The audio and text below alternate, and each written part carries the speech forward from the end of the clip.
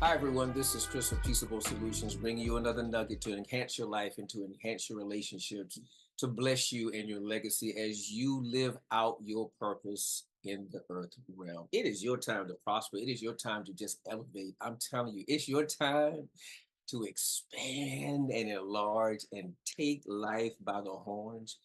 And I say this here, don't let life happen to you. You happen to life. You know what I'm saying? You make life and you orchestrate life the way you see it and deem it.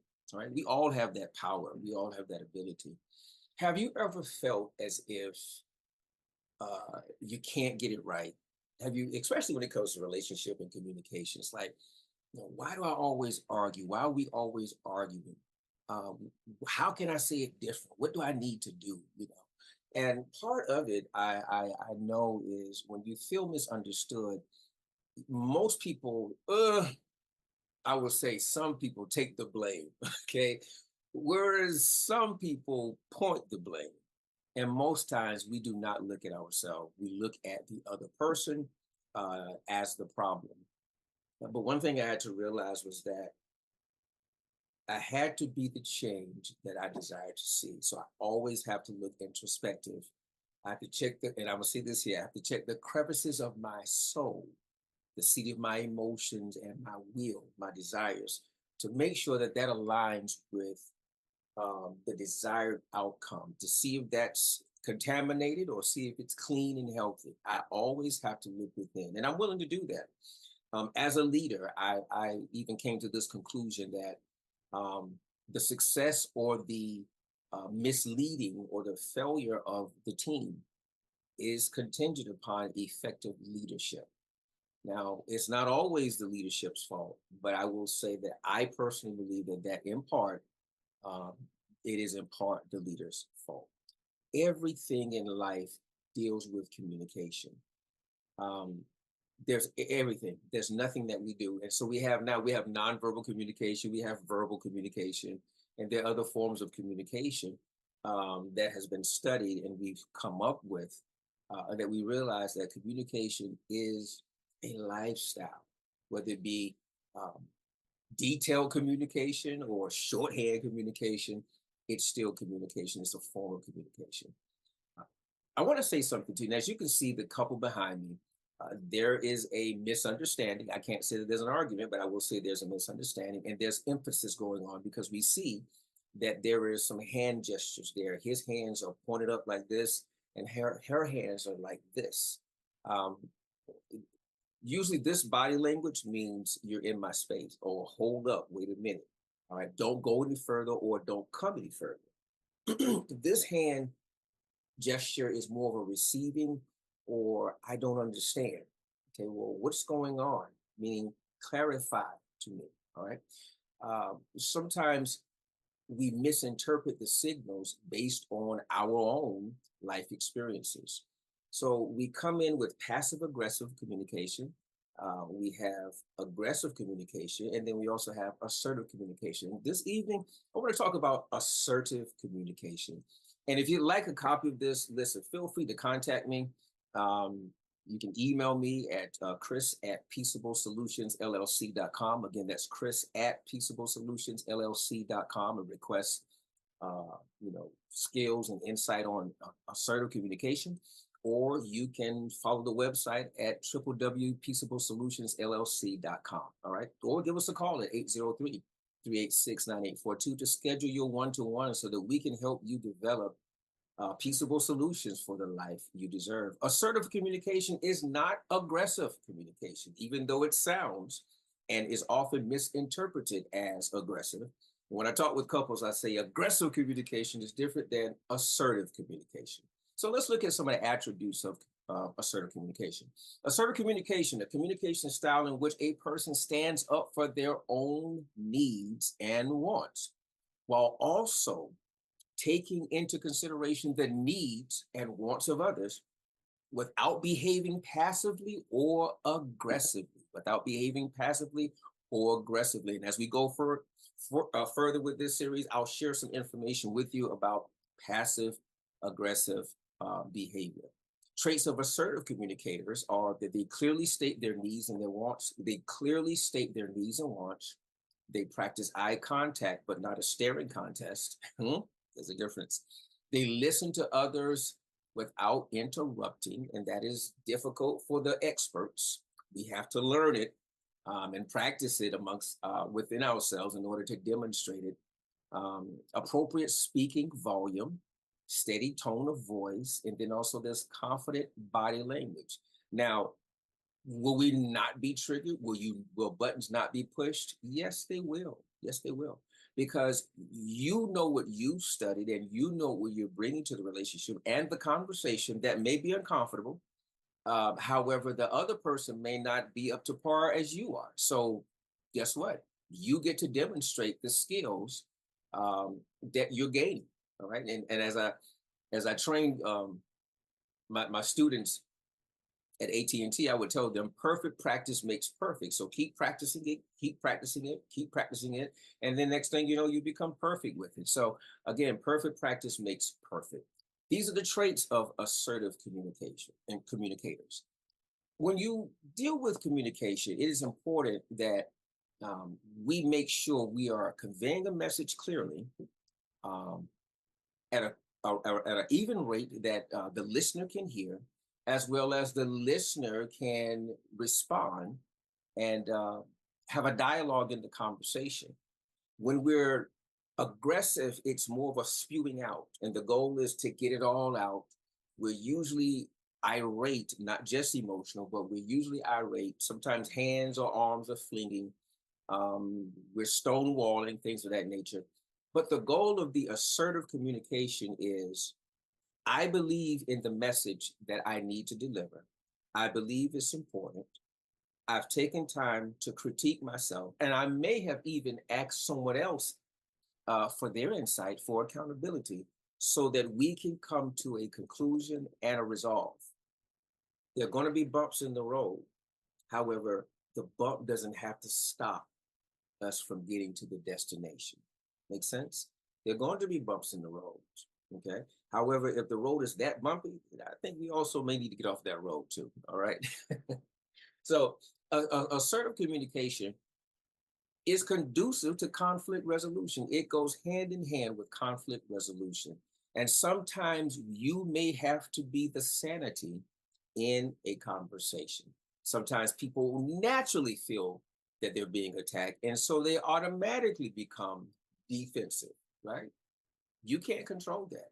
The only thing you can do is control the way you deliver the message, all right? Assertive communication also comes from the individual who has done an assessment and they realize that their feelings matter. You'll hear me say this frequently. They are a individual who has a right to be heard and understood and appreciated, and that they value the relationship enough. In fact, they value the relationship more than they're willing to be stopped by the misunderstanding or the conflict. Now, the first place assertive communication starts with is with self. The first place it starts is with self. Respect yourself. Respect your needs. Respect your wants and rights as being important as anyone else's. All right. Respect your perspective as being important as anyone else's. It's fine to express what you want, so as long as you respect what others think as well. That's an assertive communicator. All right. Express your thoughts and feelings calmly. We don't have to become agitated. We don't have to become irrational, belligerent, none of that. We don't have to give the silent treatment. We don't have to threaten or shame. All right. All we have to do is take responsibility for our emotions. And by stating simply, I feel such and such. I feel whatever emotion you feel when the situation arises or arose. Okay. So I feel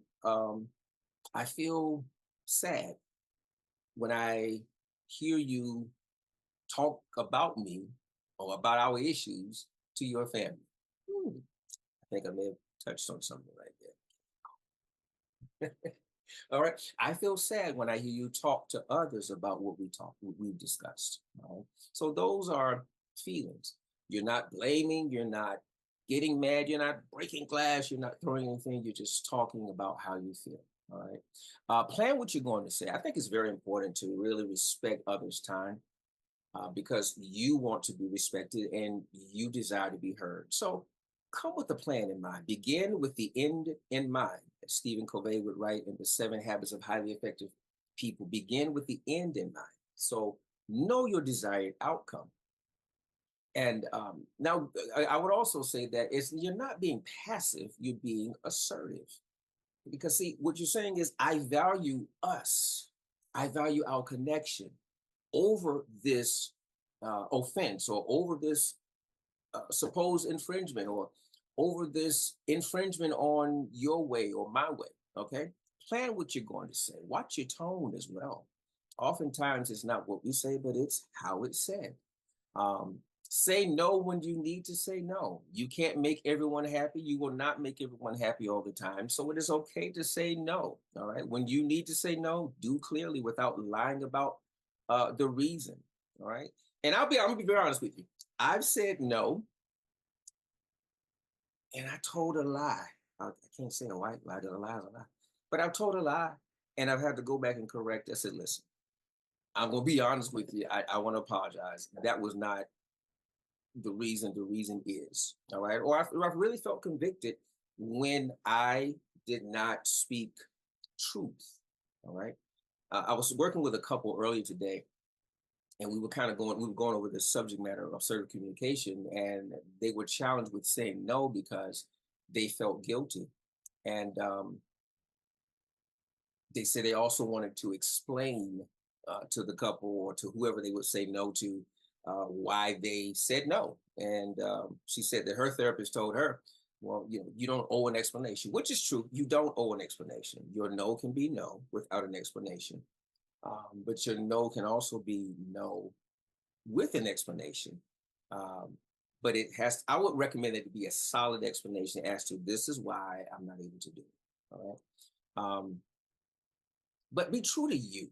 Be true to you. It's important that you are true to you, because when you're true to you, then you can be true to others. If you don't believe it, then no one else will. And there have been times when, I've shared what I've shared, I've said what I said, but in the back of my mind, in my subconscious mind, which does not know a joke, my subconscious mind, I did not believe in my no. And so, of course, they were able to I can't say that. I allowed myself to be finagled into a yes because I was not solid with my no. Your no is an indication and also an expression of your boundaries. And this is my demonstration. Okay, so just hang with me. Boundaries let me know and others know where I begin and end, where I begin and where I end. Boundaries also allow inflows and outflows. Okay, so my boundaries are my boundaries and my guidelines, my parameters. When I put up walls, I shut myself in, I lock myself in, and I lock you out. All right, so there's no room for growth. There's only stagnation when there are walls up. When you practice assertive communication, you're saying to yourself and others, there is no need to be afraid. No one can stop me. No one can hurt me. In fact, because I value this relationship and I'm speaking truth, guess what? They're going to either respect me and stay with me, or they're going to respect me and leave. All right. But make sure you're respecting yourself. You are a whole person. And then in respecting yourself, respect others. They are a whole person. And if the relationship is meant to be, it's going to last. Here's an affirmation I give. If it is mine, I cannot lose it. If it is not mine, I do not want it. All right. Listen, be the best you, because everyone else is already taken. And I hope that you're able to take these nuggets and share them, apply them, live them out, and encourage others to speak up for themselves. You speak up for you, and you encourage your children to practice assertive communication. Let their yes be yes and their no be no without any reservation or any guilt, because what matters is you are speaking truth. All right. Listen, I am open to engagements or speaking engagements and opportunities to work with you. So, again, if you'd like to get in contact with me or would like me to speak, listen, give me a call, 803-386-9842, or you can visit the website at www.peaceablesolutionsllc.com. Again, that's www.peaceablesolutionsllc.com. Or again, email me at chris@peaceablesolutionsllc.com. It's been a pleasure, a privilege, and I trust that you're going to grow and wake up and expand your wings and fly. Be assertive because people are waiting for you to show up.